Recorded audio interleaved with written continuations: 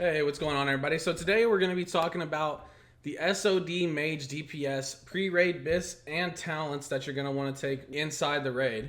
So what we're going to want to do here is the first thing we're going to want to do is we're going to want to go over talents at level 25. So this is the best setup for fire mages to go in, and it is actually the best setup for DPS as well. Now, some people like to go arcane, some people like to go frost. I'm not telling you that you just have to go fire, but if you want to do the most amount of damage to the bosses, this is the best way. So what we have here is we have 5 in improved fireball. What this does is it gives you a huge decrease on your fireball cast time, which means you can get more ignites out, more ignite procs, you can get more damage down, more dot damage off the fireball. Then what we have here is we have 3 in elemental precision over here, which reduces the chance that opponent can resist your frost and fire spells. This is super important because one resist can literally, if you're going for parses, it can take your parses down a lot, but one resist can literally be the difference in you killing a boss and you not killing a boss, or multiple resists, right? The next one you're going to want is 5 in ignite. Now this one is critical to have, no pun intended, but your critical strikes from this fire damage spell causes the target to burn for an additional 40% of your spell. So that means down here, if you grab a calculator out and you hit a 180 damage fireball, now normally you won't. I'd say they'd probably be about 145. If you crit, it'll be a little bit better, but you multiply that by 0.4. This is how much damage extra you're going to be getting on that one fireball cast comparatively if you didn't have ignite fully maxed out. So if you do hit a critical strike, that is absolutely juice damage for you, and it's damage over time, so you don't even have to worry about casting anything else besides fireball, right? So that's a beautiful talent to have for fire. None of the other talents have something like that. Maybe ice shards, but this just increases your critical strike damage bonus, but fire spells already do more damage than frost spells, so I would recommend just going into fire. So flame throwing is the next one that you're going to want to get. This increases your fire spells range by 3 yards. Now you can only get 1 in this. When you go down later and there's the next phase, you'll probably want to spec 2 into this because it actually is super busted because you don't get line of sighted as much. You can kind of position where you want. Even 3 yards is pretty good for fireball, right? Now the next one you're going to have is Burning Soul. This gives your fire spells a 70% chance to not lose casting time when you take damage, and it also reduces your threat of your fire spells by 30%. Now this is beautiful because if you go into the raid and you're fire, you essentially have 0 chance of pulling threat off any of the tanks because 30% off your fire spells is absolutely insane. Like it's pretty crazy, right? Now the next runes that you're going to want, this is just the rune side of the guide now. After you get fire, we can go back over some other ones in a different guide, but we'll focus on fire for this time. So you want Burnout here, which increases your spell critical strike chance with all spells by 15%, right? So that means if you're casting a spell, every single time you cast a spell, it increases your critical strike chance by 15%, which also procs with Ignite, which is huge damage. So if you hit a critical strike with Ignite, you can keep going back into them, obviously, and keep getting more and more Ignites. It's not 1 per fight, nothing like that. There's no cooldown on it. So any fire critical strikes that you have are going to proc it. Now, with this being said, your non-periodic spell critical strikes now have an additional mana cost of 1% of your base mana. I wouldn't even worry about that. 1% of your base mana is really, really low in the grand scheme of things because we're only level 25. So it really doesn't affect a whole lot. Now, the next one you're going to be bringing, you want to put this on your target on cooldown, right? So what this does is it basically puts a mage dot, on the boss or whatever you're attacking, however many mobs you're attacking. Every single time this thing blows up, it deals extra damage to the boss and anything around it, right? So what you're going to want to do is once this explodes, that's your main priority, is getting that back up. That dot will give you so much damage over time that you'll start to be like first, second, third on damage charts, and it's beautiful. Now the next one we need to talk about, this is one that requires a little bit of timing depending on when you're going to use it in fights. So I always start my boss fights out with Living Flame because you can actually Living Flame while you're walking towards the boss, and as long as nobody has hit it, you can sit down and drink again. So Living Flame is free, right? So this one is a beautiful, beautiful spell because it also does fire damage over time, but it stacks with Living Bomb and it lasts 20 seconds, right? So at this point, you're already getting a ton of overall damage. So with Ignite procs, which mind you, Ignite can also proc off Living Bomb and Burnout. So with Ignite procs, Living Bomb, Living Flame, and just casting Fireball and weaving in Fire Blast every so often, you're going to be getting a huge amount of damage per second all the time in Raid. So that's the end of the talents, but this is the talent build that I would recommend if you're going to be doing the highest DPS in Raid. It's super, super beautiful. I used it myself personally, but I swapped over to a healing mage because that's what my guild needed. But if you're going to be doing DPS in SOD, this is the #1 build. All right, so now that we're done with the talents, we're going to go into the pre-raid biz and season discovery for mages. So the first thing you're going to want, I actually skipped this part and went straight into tailoring.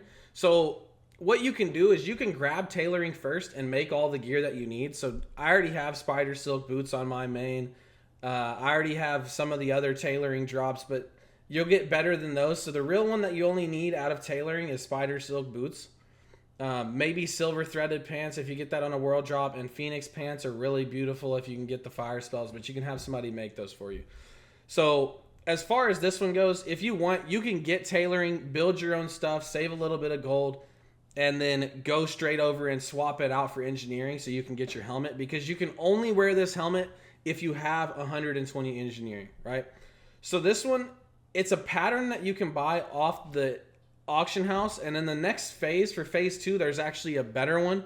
Now there may be some better stuff, but as far as phase 1 goes in level 25, this is the best helmet that you can actually get in the game for any caster. All right, so the second one that we're going to get into, these are both really, really good. Magician's Mantle is a little bit better because when you're doing damage with Frost or Fire or even Arcane, that extra 5 damage does help a little bit, especially if you stack it with other items in the game or other equipment that you can wear that gives you extra damage as well. Now, I am wearing the Feline Mantle on my mage. 2 agility, 10 intellect, 3 spirit. This comes from Shadowfang Keep, the last boss, Aurigal. When you kill this boss, he has a chance of dropping 2 of your best in slot items, and then the next one comes from the boss before him. So if you were going to choose, if you're going in pre-raid, I would recommend getting the Magician's Mantle. But if you're on a gold cap, if you don't have enough gold, the drop chance on this right here, as it says, is 57.22%. Drops half of the time, over half of the time that you run Shadowfang Keep. So I would recommend just going and grabbing this. If you're leveling up, you could run the dungeon at 19, 20. I would recommend just running in there and grabbing it if some of your friends want to carry you, whatever. So swapping on down to the chest, the enchant that you would want is going to be mana. So this just gives you 30 mana. If you don't have the stuff for it, it's not really that important. BFD, in the grand scheme of things, isn't super difficult. But if you can get that enchant, it'll make you have a little bit bigger mana pool. It's not a big deal. So the first one that you can grab is you can grab the Robes of Aurigal, which is from the same boss in Shadowfang Keep that comes from Aurigal. He's the last boss. It has a 35% drop chance. The next one is Black Velvet Robes. Now, I've seen people taxing like 26 to 30 gold on these. I don't support this.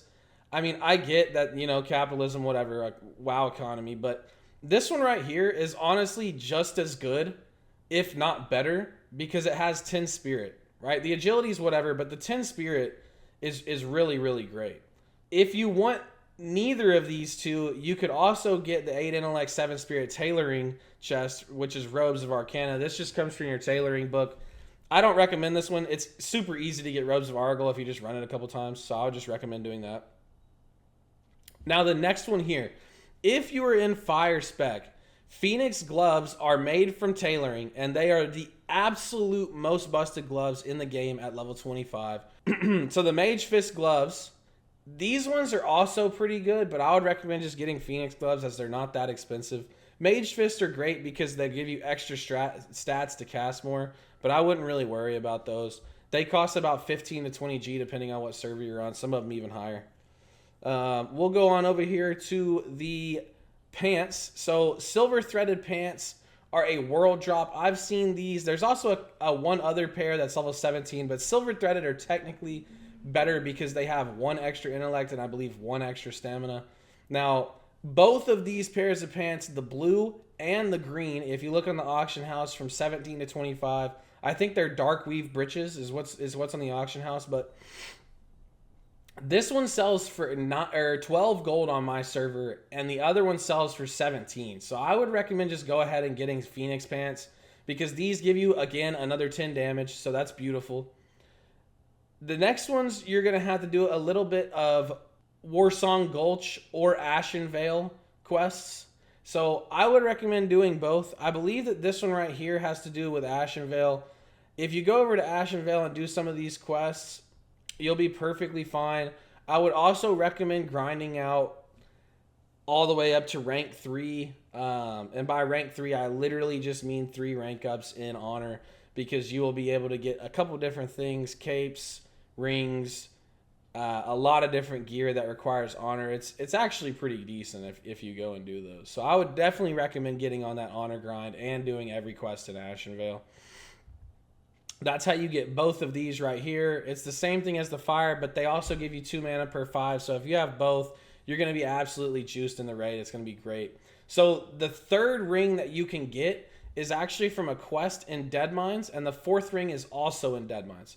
So the third ring that's best in slot is from the Unsent Letter, and this drops after you kill Van Cleef in Deadmines, which is the last boss. Now, here's the thing, it doesn't go to Horde, it's only an Alliance thing, and there's nothing for Horde that matches it. So this is just a buff for the Alliance, pre-19 and everything. Now, the other one is this ring right here, the Lavishly Jeweled ring. This ring you're going to want to get if you can. It's not really important, but it's probably the 4th best ring, maybe even the 5th best ring. There's actually one that drops somewhere else. I'll have to look it up here in a little bit. It is, I think it's out of Wailing Caverns on the last boss. There is a ring. We'll check right here. There is a ring that drops from Wailing Caverns on the last boss, and it is called Deep Fathom Ring. And that one is actually really, really good. I would almost take this one over the Seal of Ren, or if you don't have any of the honor gear, I would take this one with the Seal of Ren over the one from Deadmines. Now on down to the 2-hand weapons. The Emberstone Staff is really, really good. I would recommend running Deadmines as many times as you can and getting Emberstone Staff before you go into raid, because it has 5 stamina, 8 intellect, and 5 spirit, and it is huge upgrade for anything else that you can get all the way up to 25 for a mage, right? You can also get the 3 intellect enchant on it, but you don't have to. I mean, it's just greater magic essence.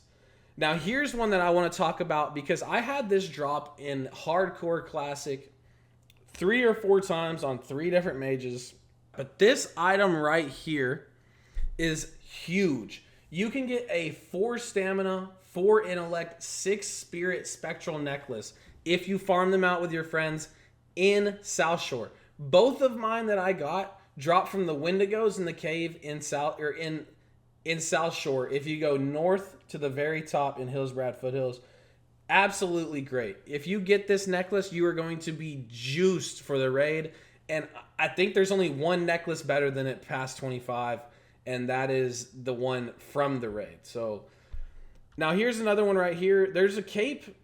There's actually a cloak here, which is the Resilient Cape, 6 intellect, super good. And then there's another one that's 5 intellect that you can get as a Horde player in Ashen Vale. It's the Soft Willow Cape. But I'm going to go ahead and show you guys another one that you can get. We'll run over here real fast. All right, so if you go to this person right here and go all the way to the back, this cloak right here requires Sergeant, and it is basically a juiced Seal of Ren. It's for all stats, and all it does is require Sergeant. So I would definitely farm out the honor to get Sergeant. I believe it's just rank 3. The next one that you can get for your wrist is Mind Thrust Bracers. Now this is -5 stamina plus 9 intellect.